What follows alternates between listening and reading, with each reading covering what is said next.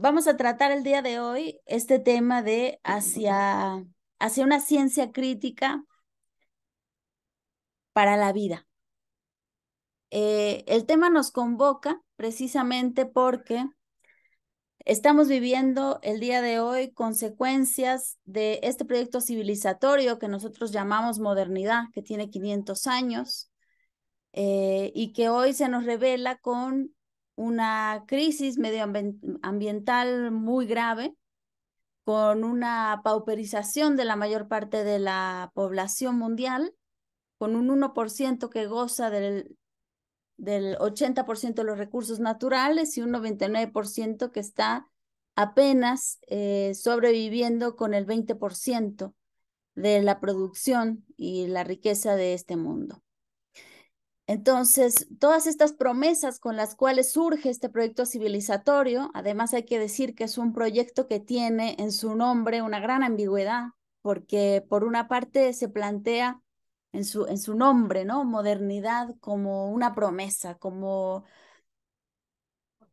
lo mejor, como lo último, como lo más racional, como lo más verdadero. Y cuando vemos en el día a día y vemos lo que está produciendo ahora, pues nos damos cuenta que no hay nada más lejano de poder llamarse verdadero y racional. Entonces, bueno, hay que entender de todas maneras de dónde surge todo esto y por qué es que estamos viviendo estas consecuencias y cuál es el verdadero contenido de este proyecto. Porque se trata justamente del día de hoy ponernos a pensar cuál es el rumbo que va a seguir la humanidad. Si hubiera algún problema de que se me escucha con dificultad o algo, me avisan, porque por ahí veo que alguien está diciendo, pero a lo mejor puede ser su internet. Te estamos escuchando bien, Katia. Continúa. Excelente. Entonces, bueno, el día de hoy necesitamos evaluar este proyecto, necesitamos justamente repensar sus fundamentos y por eso la idea de volver a pensar el tema de la ciencia, de volver a pensar el tema del método. Y bueno, yo estaba comentando que precisamente Juan José Bautista advertía, refiriéndose a la revolución bolivariana, que esta revolución tenía que pensarse como una alternativa de proyecto civilizatorio, o sea, que tenía que pensarse en el marco de cómo transitar hacia otro modo de vida. Entonces, es realmente una pretensión muy profunda, eh, y muy concreta.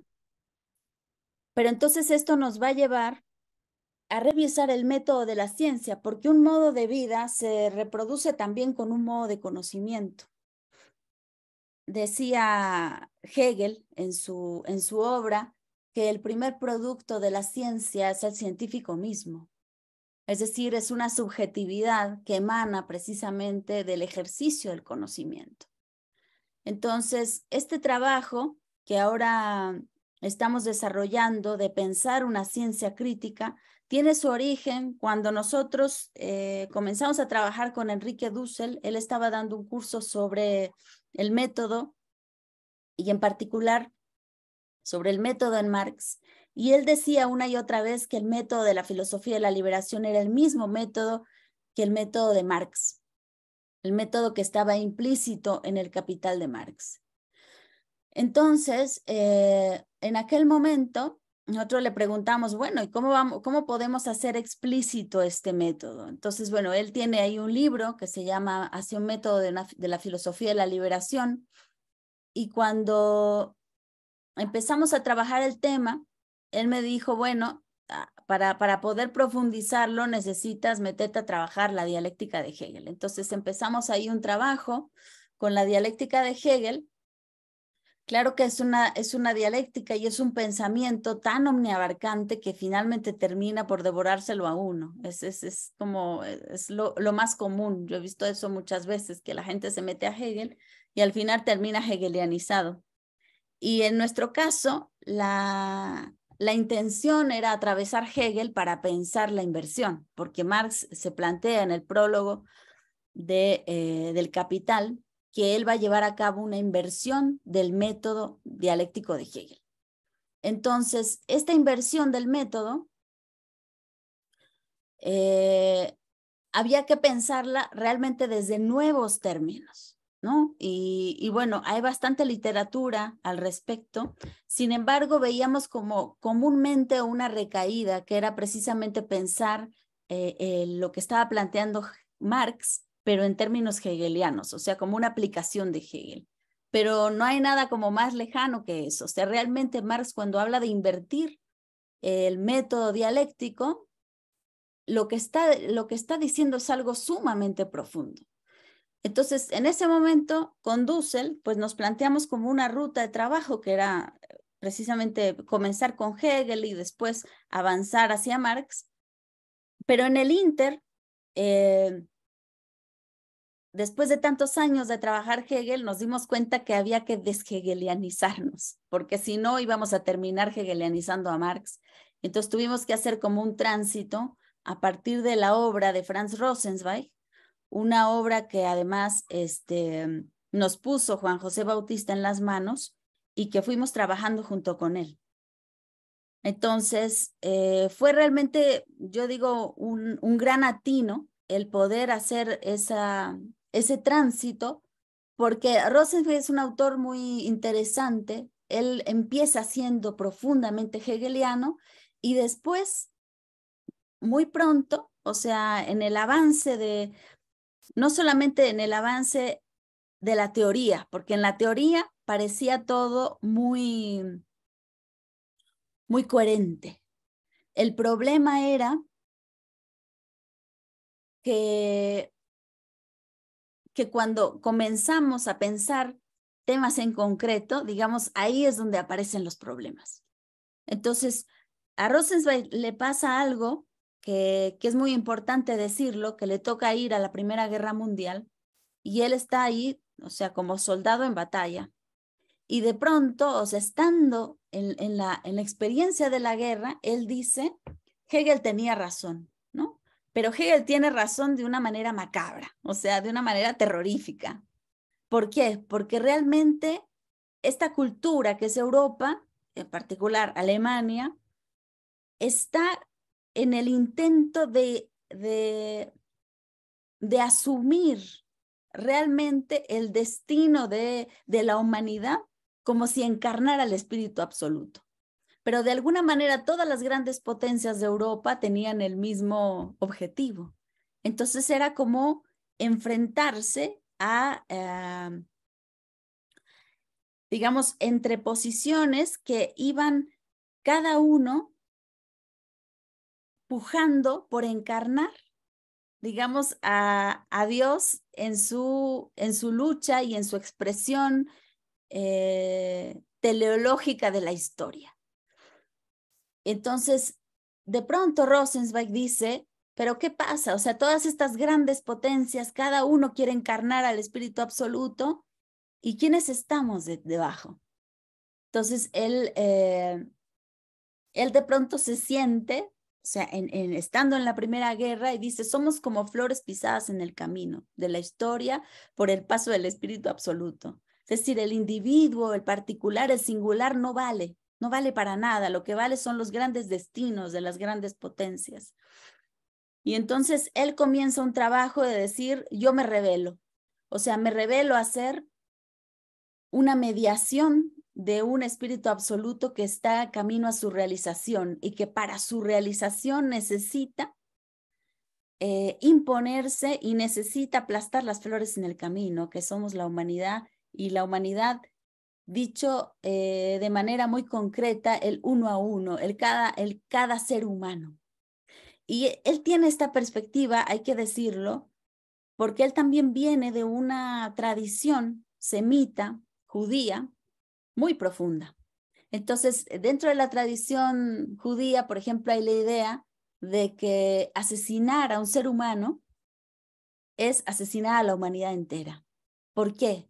Porque si alguien hubiese matado a Adán, no habría humanidad. Es decir, cuando uno asesina a una persona, automáticamente está asesinando la humanidad entera.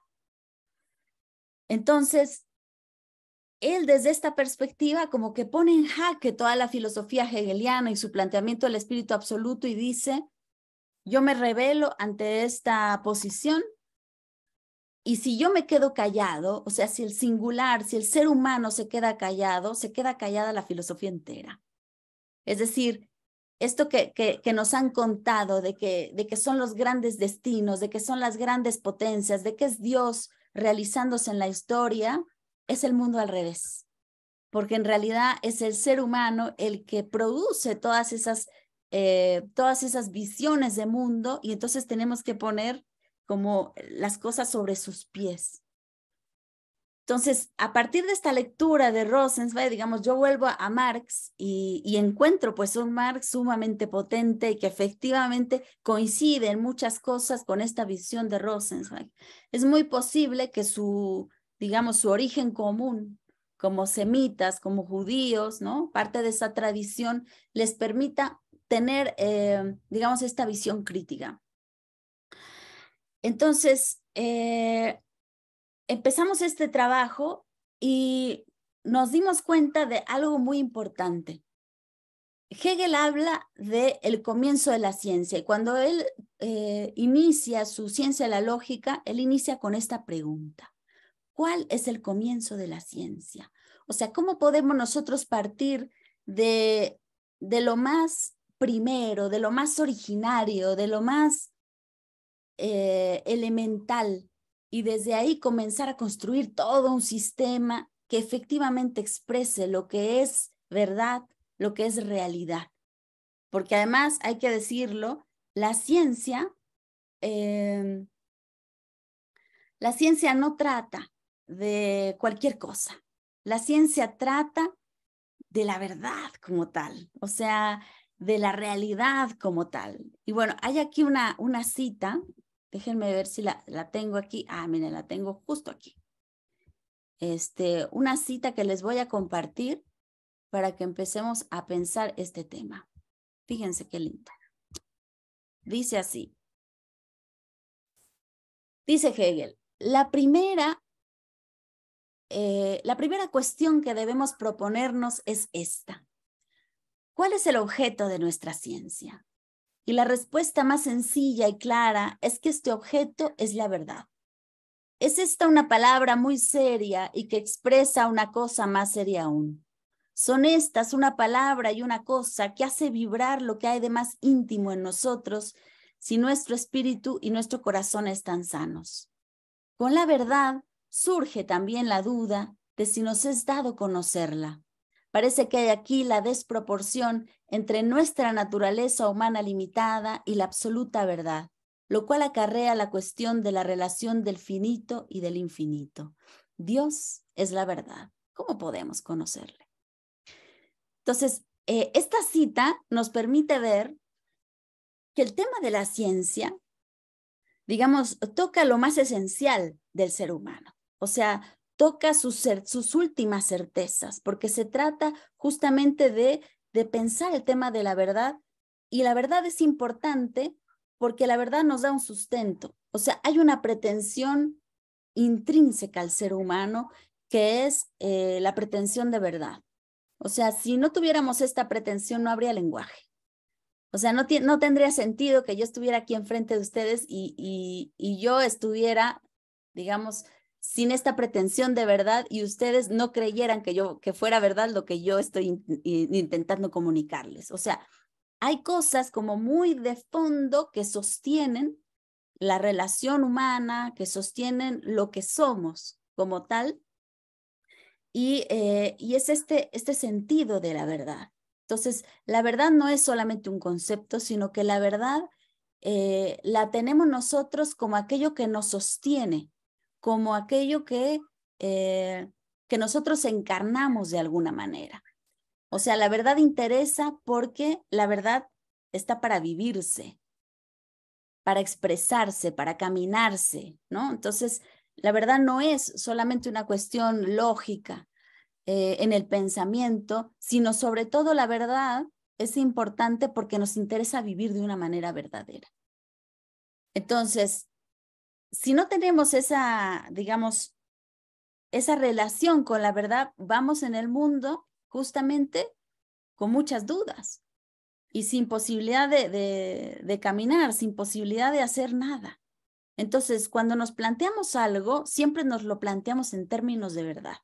Cuando nos planteamos hacer un estado, ¿no? Construir una revolución, o sea, todas estas cosas que tienen que ver con la construcción humana y política, están rozadas por la verdad. Entonces, hay que decir también que Hegel estaba pensando este tema del sistema de la ciencia, de la lógica, no porque estuviera interesado como tal en términos epistemológicos, sino porque sobre todo a él le interesaba pensar el tema de cómo vivir de una manera verdadera, cómo construir un estado verdadero.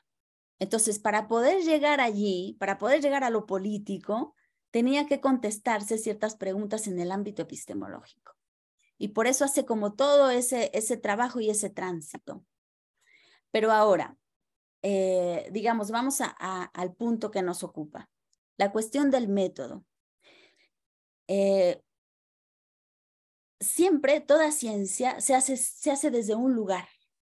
Y se hace desde el lugar en el que estamos, desde el lugar en el que vivimos, desde el lugar en el que somos. O sea, se hace desde nuestra subjetividad. Desde ahí nos hacemos las grandes preguntas. Y cuando decimos subjetividad, no me refiero a algo particular, relativo, de mi propio ser chiquitito, sino que es una subjetividad que compartimos en un momento histórico, que compartimos con una comunidad, que compartimos con una cultura. Desde ahí se hacen las preguntas. Entonces la ciencia de alguna manera sale, ¿no? O sea, es una reflexión que se eleva, pero para volver a aterrizar en la vida. O sea, son siempre preguntas que van a atender a cómo vivir de una manera verdadera. O sea, en última instancia, es eso lo que nos ocupa en la ciencia. Pero entonces, cuando Hegel comienza a trabajar el tema de la ciencia, se lo hace desde la modernidad, o sea, porque él es un moderno, de principio a fin. Entonces, todo lo que él va a producir es ciencia moderna. Esto hay que decirlo y es muy importante. ¿Por qué? Porque justamente como se piensa desde un lugar y para un lugar, entonces toda la fundamentación que él construye es moderna. Ahora, ¿de dónde podemos saber eso? Digamos, podemos ir a ejemplos muy concretos. Él escribe la fenomenología del espíritu y dice, bueno, vamos a ponernos desde una actitud de, digamos, de conocimiento. O sea, yo quiero conocer y quiero conocer verdaderamente, porque no se puede conocer lo falso, se puede conocer solo lo verdadero. Entonces me pongo en esta actitud de conocimiento, abro los ojos y digo, a ver, ¿qué tengo enfrente? ¿No? Voy a conocer. Y él dice, bueno, tengo enfrente un objeto y lo empiezo a definir y lo empiezo a adjetivar, ¿no? Dice, y es blanco y tiene esta forma y sirve para esto. O sea, yo puedo empezar con un desarrollo, con una descripción de lo que aparece ante mis ojos, o sea, el fenómeno. Y poco a poco él va diciendo, me voy dando cuenta que, bueno, lo que yo pensé que conocía, pues no va siendo realmente así, ¿no? Primero, ¿por qué? Porque abro los ojos y según yo, digamos, lo que tengo enfrente es pura sensibilidad, ¿no? O sea, me abro a la realidad con todos mis sentidos y entonces toco la realidad, la siento, la veo, la huelo y yo empiezo a describirla a partir de ahí. Pero muy pronto me doy cuenta de que esa sensibilidad nunca la puedo decir como sensibilidad. O sea, que el modo como yo transmito, como yo comunico esa sensibilidad es a través de pensamiento. Entonces, pum, o sea, lo primero que me doy cuenta es que la sensibilidad no tiene una manera de expresarse como tal, digamos, unívoca, sino que siempre hace la mediación a través del pensamiento para poder expresarse, para poder salir y llegar a otro. Entonces, ya este tránsito que yo hago desde la sensibilidad al pensamiento, bueno, implica un montón de cosas que tenemos que trabajar, de cómo se hace esto, ¿no? Y que además mi sensibilidad me muestra o según yo, tengo la experiencia de lo particular, ¿no? O sea, esto que tengo aquí delante, ¿no? Digamos, la cosa, pero en su singularidad. Pero ahora, cada vez que yo la nombro como universal, ¿no? O sea, por ejemplo, digo esta cosa, pero esta cosa puede ser cualquier cosa. O yo digo, no, pero es blanco, ok, pero lo blanco está en un montón de cosas, ¿no? Entonces no es solamente privativa de esto que yo tengo aquí enfrente. Y cualquier cosa que yo empiezo a decir, la digo como universal y no como particular. Entonces ahí empieza como todo el desbarajuste y Hegel se pregunta tantas cosas de, entonces, ¿qué es lo que conozco cuando conozco, no? Y bueno, va avanzando, y entonces tiene que avanzar de la sensibilidad, tiene que ir a la percepción, tiene que ir al entendimiento, tiene que, por ejemplo, organizar la realidad a partir de contrarios. Entonces, en todo este desarrollo que va haciendo la fenomenología del espíritu, va a ir construyendo, digamos, un camino, un desarrollo de la conciencia, y él dice, porque tenemos que ir de la conciencia natural, así lo dice, conciencia natural, a la razón, ¿no? La razón como tal, que ese es realmente el estadio en donde pienso la ciencia, en donde hago ciencia realmente. O sea, la conciencia natural no hace ciencia. Quien hace ciencia es la razón. O sea, cuando yo logro elevarme hasta ese punto y logro efectivamente hacer una, digamos, penetrar en la realidad y expresar lo que hay de verdad en ella. Entonces, bueno, esto es como, o sea, en 2 patadas ya les hice un resumen de la fenomenología del espíritu. Pero aquí el punto es el siguiente.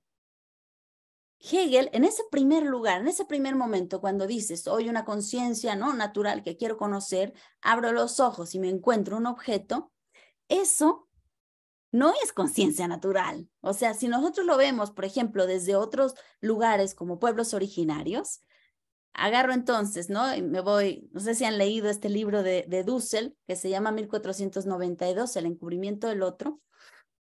Se los recomiendo muchísimo. Hagan de cuenta, la mitad del libro es una expresión de cómo vive el llamado, ¿no? Descubrimiento, que es en realidad un encubrimiento, cómo lo vive el español que llega, ¿no?, con la carabela al Nuevo Mundo. Y cómo lo vive la otra mitad del libro, los pueblos originarios con sus pies, dice Dussel, con sus pies metidos en la arena, que de pronto ven, ¿no?, que vienen unas casas nadando en el mar, o sea, ahí flotando en el mar. Entonces, ¿cómo experimenta el mundo el español? Es uno. Y cómo experimenta el pueblo originario la realidad es otra, completamente distinta. Entonces, si nosotros hacemos un paralelismo, ¿no?, y ahora volvemos a ese inicio de la fenomenología del espíritu de Hegel, en donde él dice, la conciencia natural, ¿no?, se relaciona con la realidad, abre los ojos a la sensibilidad y le aparece un objeto. Entonces vamos a poner ahí, ¿no?, a los pueblos originarios con los pies metidos en la arena, y abre los ojos y no va a haber un objeto.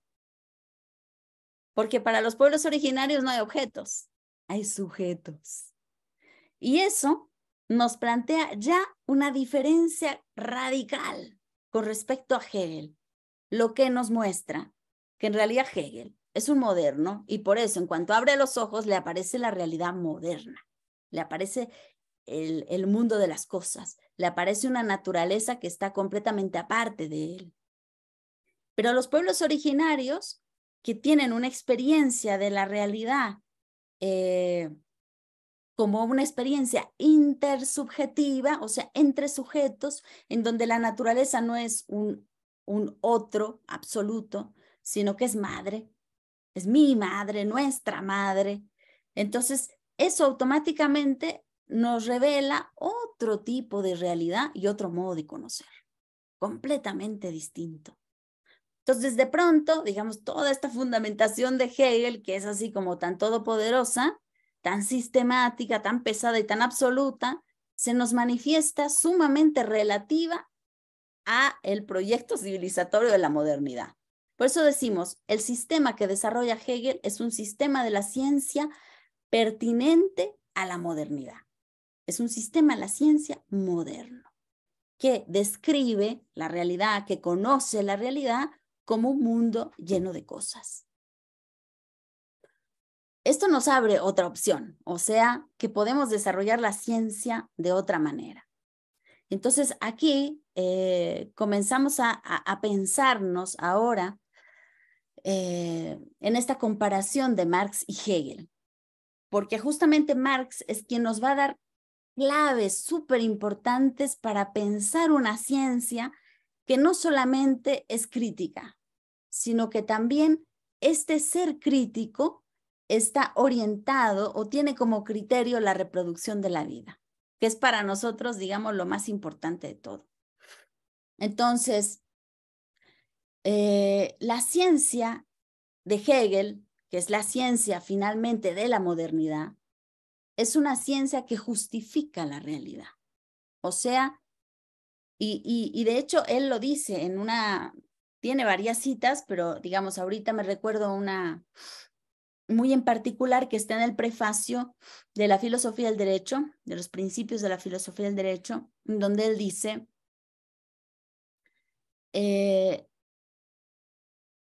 la filosofía es su tiempo aprendido en pensamientos.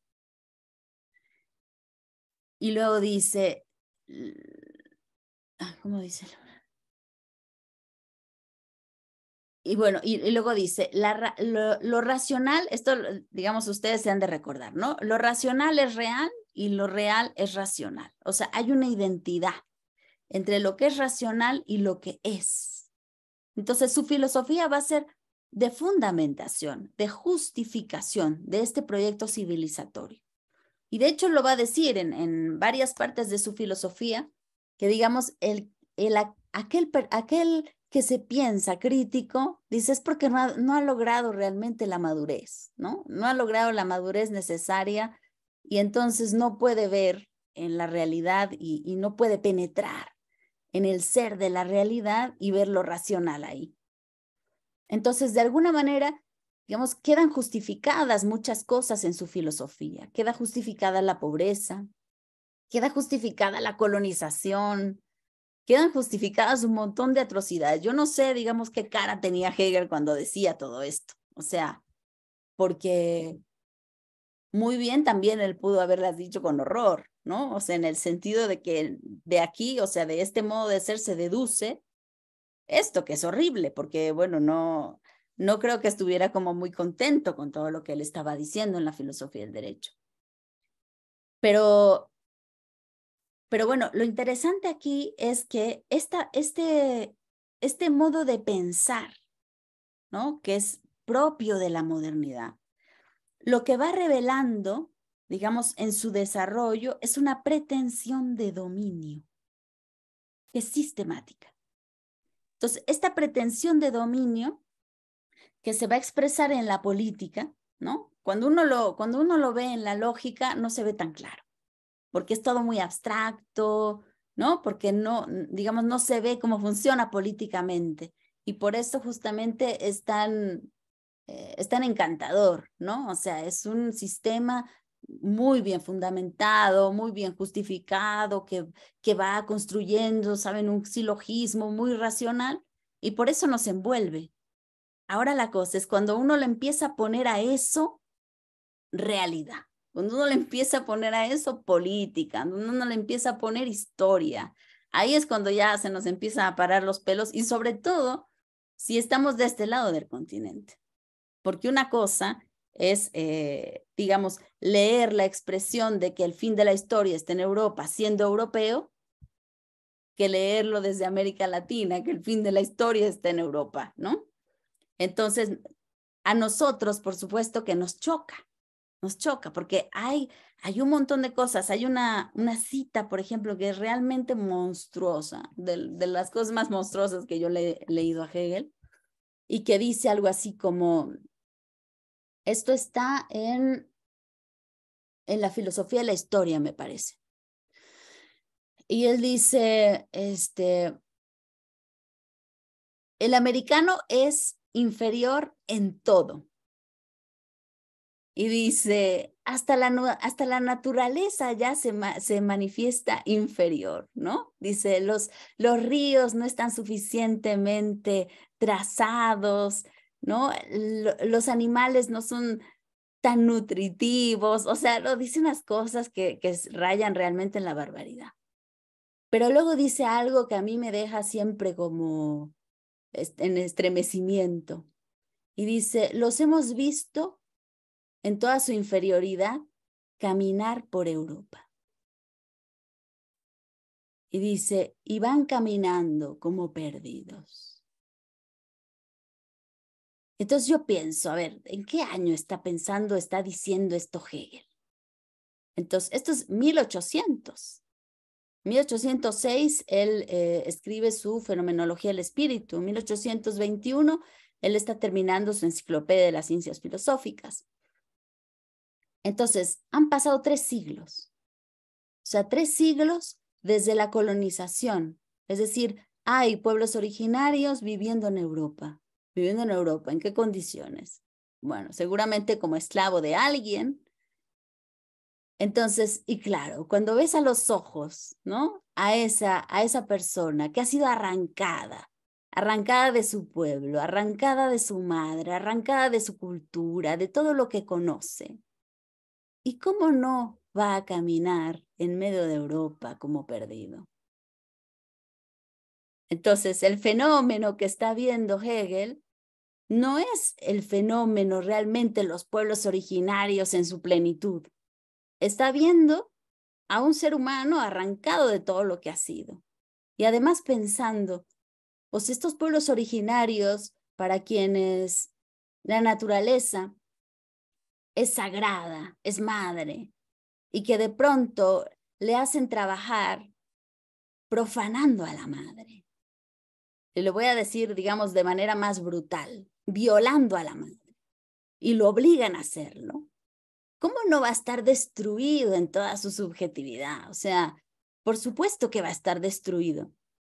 Entonces, esto es como la visión que tiene Hegel, pero es una visión que no contempla toda la explotación, toda la dominación que ha implicado ya 300 años de conquista. Entonces, Europa se nos va mostrando en su expresión, en su desarrollo, incluso en su ciencia, como un proyecto de dominación. Y Hegel lo dice de una manera como muy curiosa, porque dice algo así como que Europa, bueno, ha vencido en todo, ¿no? Y ha vencido en todo a caballo y hierro. Y después es curioso porque sigue en la argumentación y dice que Europa, digamos, se demuestra en el tiempo como más racional. Entonces, cuando uno une una cosa con la otra, digamos, te aparece en toda la brutalidad el contenido de esta ciencia. Porque por un lado te dice, avanza a caballo y hierro. ¿Qué quiere decir? Avanza con una pretensión de dominio, de explotación, de destrucción del otro. Y por el otro te dice, ¿no? Que avanza en toda su racionalidad. Entonces, cuando unes, ¿no? La dominación, la explotación y la racionalidad, ¿qué te queda? Te queda una razón dominadora. Es decir, Europa ha avanzado a partir de un desarrollo, de una racionalidad de dominación. Ese es el contenido, digamos, de la lógica moderna y de la ciencia moderna. Entonces, vamos un poquito más. La ciencia moderna se plantea como como una ciencia objetiva, ¿no? Como una ciencia neutral. Pero es curioso, esta ciencia objetiva, esta ciencia neutral, ¿a quién le presta servicio? Y bueno, y lo vemos ahí muy claramente, le presta servicio al gran capital. Porque ¿de dónde salen los recursos que están financiando las grandes investigaciones hoy en día?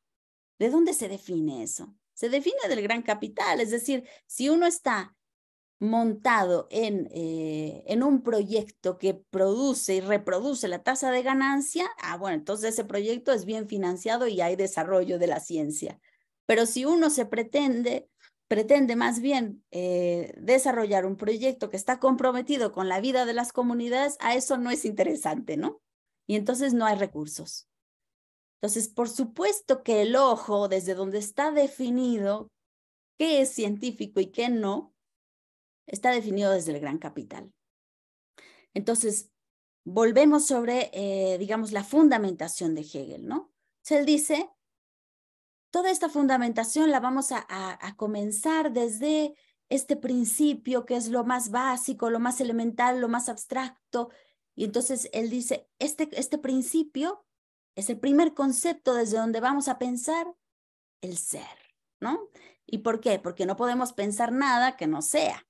Siempre decimos, esto es, ¿no? Y cuando decimos es, viene todo el mundo, o sea, viene toda la realidad, viene toda la descripción. Entonces, lo que tenemos que ahora definir, dice Hegel, es lo que es. Lo que es. Entonces, cuando se hace esta pregunta y va a ver, ¿no? O sea, va a abrir este concepto, ¿qué hay adentro de este ser? Y dice Hegel, hay la simple referencia a sí mismo. Es decir, es un contenido que vuelve sobre sí mismo, es una autorreflexividad. O sea, en última instancia, el contenido del ser es el yo. Es el yo, pero es el yo moderno. Entonces, ¿qué es lo que vamos a descubrir en el devenir? Y es que lo estoy diciendo todo muy rápido, pero bueno, espero como por lo menos darles una pincelada que les dé como más ganas de meterse en el tema.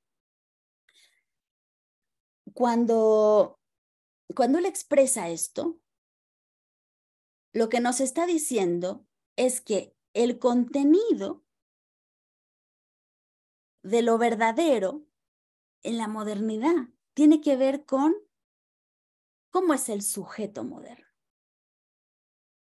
Es decir, el yo moderno es el que está detrás de la ciencia moderna, que es el yo que se desarrolla, que es el yo que se afirma, que es el yo que se realiza.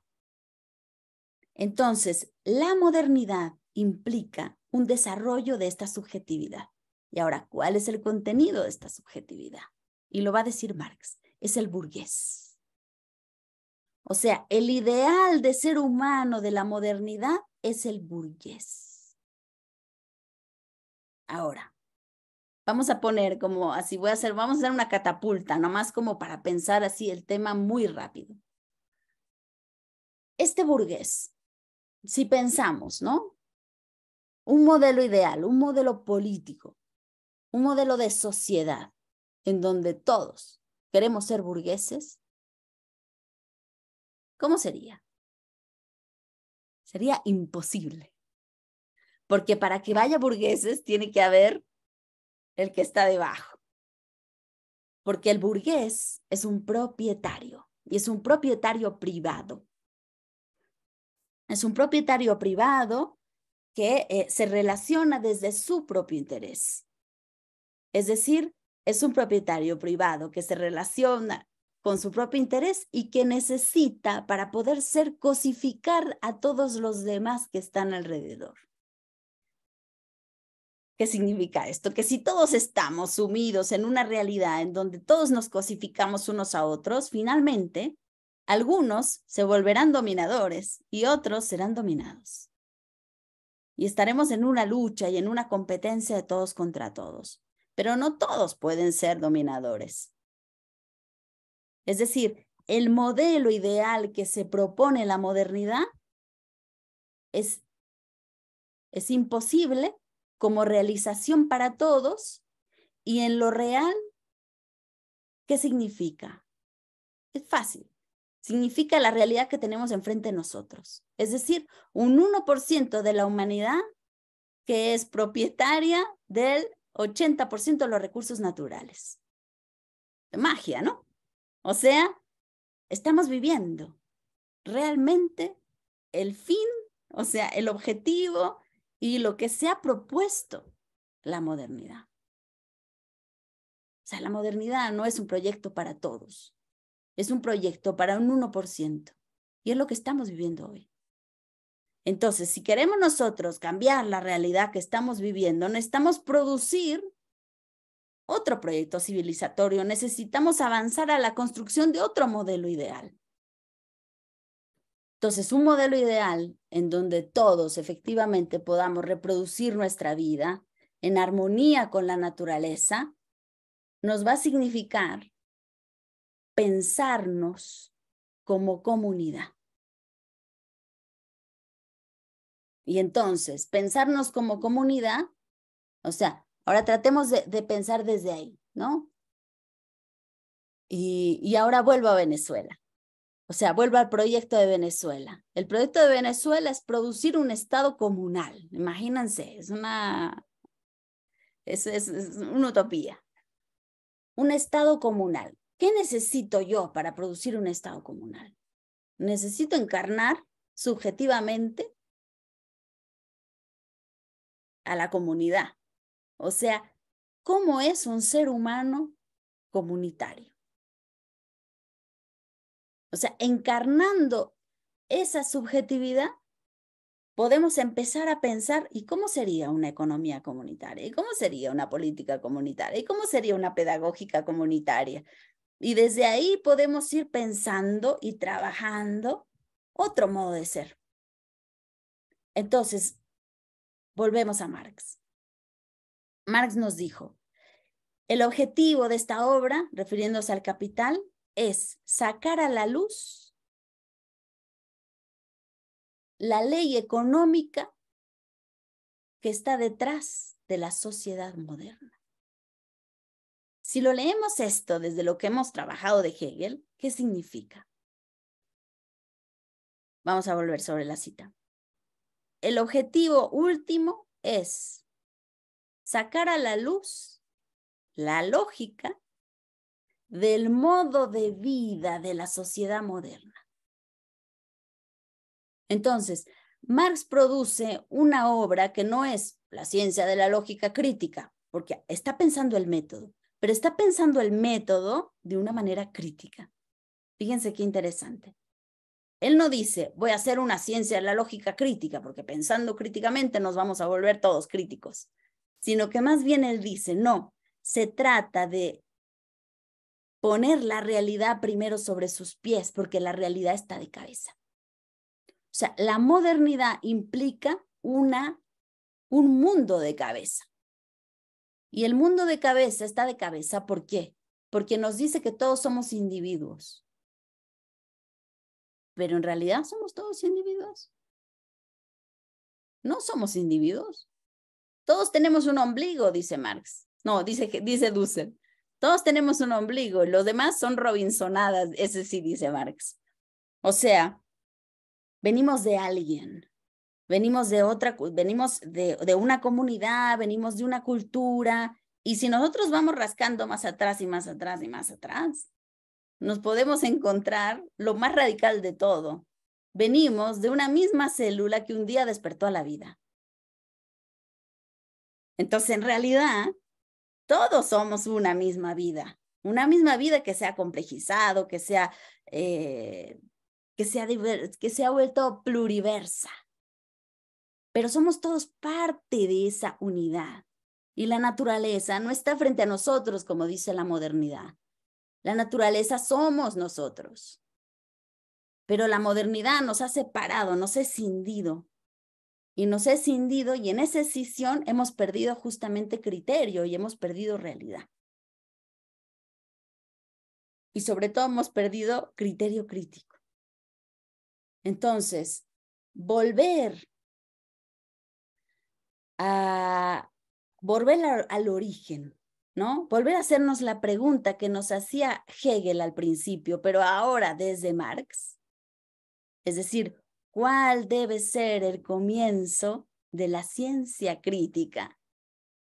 Nos va a llevar a pensar de una manera muy radical. Es decir, y muy radical quiere decir desde la raíz, ¿no? Y decía, ¿quién decía?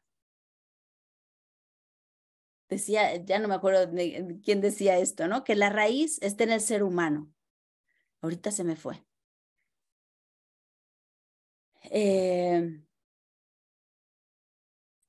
Pero si nosotros lo pensamos muy a fondo, es decir, sí, la raíz está en el ser humano, pero el ser humano, ¿qué es el ser humano?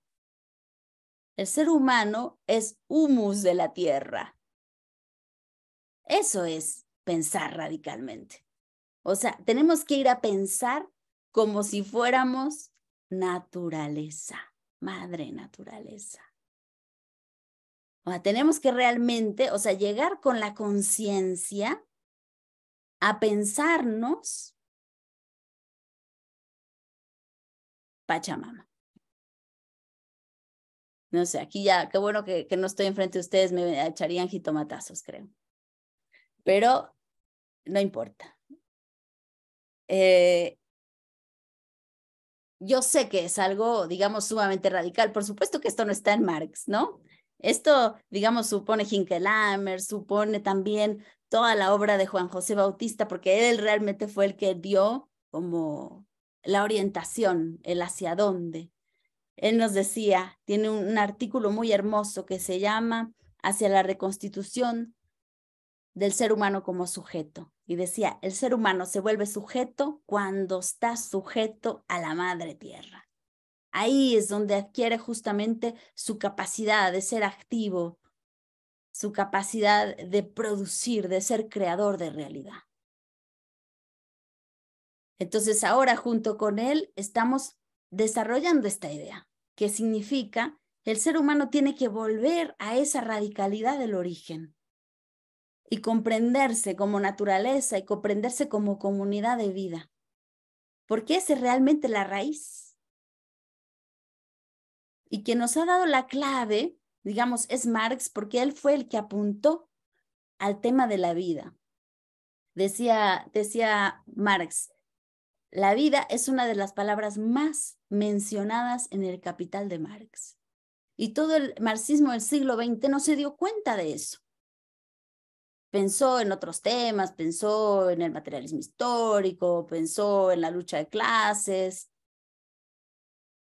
pero no pensó el tema de la vida. Si Marx alcanzó un gran nivel crítico, es porque él no asumió el horizonte de la modernidad como el horizonte básico desde donde pensar, sino que él penetró en la modernidad y dijo, ¿qué es lo que está supuesto abajo? Y está supuesta la vida. Y esto está en cualquier cultura y en cualquier proyecto civilizatorio posible. La vida es realmente el nivel más radical desde donde podemos pensarnos. Y es algo que no podemos además obviar. Porque si no estamos vivos, nada tiene sentido. Entonces, cualquier sistema económico primero tiene que pensar el tema de la vida. La modernidad invisibilizó todo este nivel, el nivel, dice Hinckelhammer, del circuito natural de la reproducción de la vida, y desde ahí montó otra cosa. Montó un lugar de seres humanos que aparecían como individuos enfrente de objetos, todo desmembrado, y desde ahí construyó una teoría. Toda la filosofía política moderna supone la comprensión de individuos, como si estuviésemos todos separados, en guerra, unos todos contra todos. Pero no se dio cuenta que eso que tenía delante de los ojos era ya un producto histórico. Y era ya el problema mismo que había que superar, no partir desde ahí, sino que había que superar esa condición. Entonces, lo que dice Marx es, más abajo, ¿no? Hay otro nivel. Y esto lo vemos, y ya con esto voy cerrando, esto lo vemos a partir de su análisis, cuando él dice, a ver, vamos a empezar a trabajar, quiero reconstruir todo el sistema de las categorías de la economía política burguesa y explicar lo que es el modo de producción capitalista. Entonces dice, voy a comenzar a ver desde algo que tenemos delante de los ojos. En eso, digamos, sigue el método de Hegel. Pero fíjense qué interesante. O sea, él dice, a ver, abro los ojos, ¿no? Estoy dentro del mundo del capitalismo, abro los ojos y ¿qué tengo frente a mí? Mercancías. Entonces dice, bueno, a ver, ¿qué es la mercancía? O sea, me hago la pregunta, ¿qué es la mercancía? Entonces, si nos damos cuenta, o sea, podemos hacer un paralelismo entre esta descripción y la descripción de Hegel en la fenomenología. Pero fíjense qué distinto lo va a hacer Marx. Él dice, a ver, tengo entonces la mercancía frente a mis ojos. Entonces, a ver, ¿qué es la mercancía? Entonces, bueno, la mercancía pues tiene que primero servir para algo, ¿no? O sea, tiene que ser útil, tiene que tener valor de uso. ¿Y qué es el valor de uso? Y bueno, el valor de uso es algo que satisface una necesidad de la vida, ¿no? De la vida del ser humano. Entonces ahí nos aparece de pronto este horizonte insospechado de la vida, que es lo que le da sostén, lo que le da contenido a la mercancía. Después dice, bueno, ya. Pero además la mercancía tiene que tener valor de cambio, porque si no, no es intercambiable. ¿Y qué es lo que se intercambia? ¿Qué es lo que yo pongo? O sea, aquello que me hace poner en una equivalencia un objeto tan distinto como un par de zapatos de otro objeto tan distinto como es una silla. O sea, ¿cómo es que yo puedo tejer, ¿no? Ahí una equiparación. Le dice, por el tiempo de trabajo contenido en el objeto. ¿Y qué es el tiempo de trabajo? Y es vida objetivada, tiempo de vida. Entonces nos vuelve a aparecer la vida. Entonces, si se dan cuenta, el método de Marx es más complejo del de Hegel, porque no solamente va pasando como de un concepto a otro, explicando ya todo el sistema, sino que va pasando de un concepto a otro y después profundiza y toca la raíz, que es la vida. Y desde ahí vuelve otra vez a iniciar. Y llega otro concepto y vuelve a penetrar y toca la vida. Entonces, este manejo de niveles que va haciendo Marx es súper importante y es mucho más complejo e implica justamente adquirir el horizonte crítico para poder, ahora sí, tener una visión de realidad del aparecer y del ser, ¿no? De lo que está realmente sucediendo. Entonces, su descripción del modo de producción capitalista no implica solamente como pasar de una cosa a la otra, sino que implica un pasar de un concepto a otro y evaluarlo, criticarlo. Y por eso no nos va a hablar solamente de la tasa de ganancia, nos va a hablar de la tasa de explotación. Y explotación es una categoría ética. Es una categoría ética, ¿por qué? Porque la ciencia, cuando es crítica, tiene que juzgar. Así. O sea, tenemos que ser capaces de evaluar la realidad y de poder plantear un más allá de lo que tenemos en el día de hoy. Entonces, necesitamos seguir profundizando en este tipo de metodología científica, rigurosa, pero que no solamente nos muestre el fenómeno del objeto, sino que nos muestre la esencia y nos muestre hacia dónde conduce y qué tipo de vida produce, para entonces evaluar si es hacia allá, hacia donde queremos caminar, y si no, para entonces voltear el timón y decidir hacia dónde vamos a ir y hacia dónde vamos a producir. Muchas gracias.